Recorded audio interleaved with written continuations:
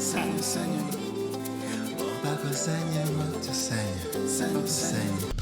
It's true. Mpaji, you also knew about this? Dada, they made Sanyu sign papers without reading through them. She even told her that she's going to work as a designer in an office. The papers that Sanyu signed was to work as a maid. She was even paid for a full year in advance. No. That way so? Shut up. Continue. Sanyu thought that the money was for your treatment in the hospital. But no. Mama sent her sigariza. Oba yazitekawa? I don't know. Then she told us that Sanyu went to the city to look for a better life.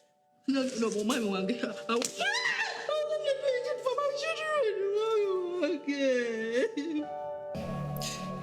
I understand, Mother, but you shouldn't think of yourself as a failure. Hadn't Lucy played her games, it would be your creations on the finalists, right? And it was your designs that got us this assignment in the first place. Mom, it's still our victory. Sanyu is part of us. If she wins, we win. You're right. Though, Lucy and Patrick will have to pay for what they did.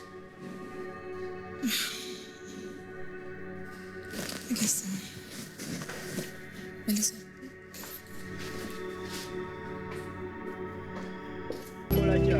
Tulinda chitawo. Nomulamba Yesu tusebinyo bo watutaddewo wano. Kati gwe weesibisa kyama.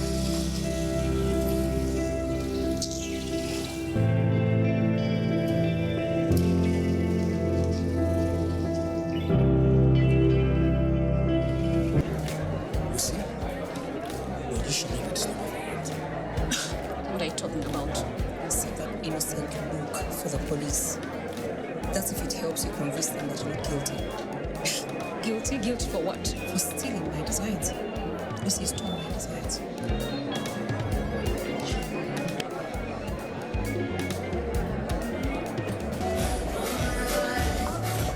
Oh, officer. Those two.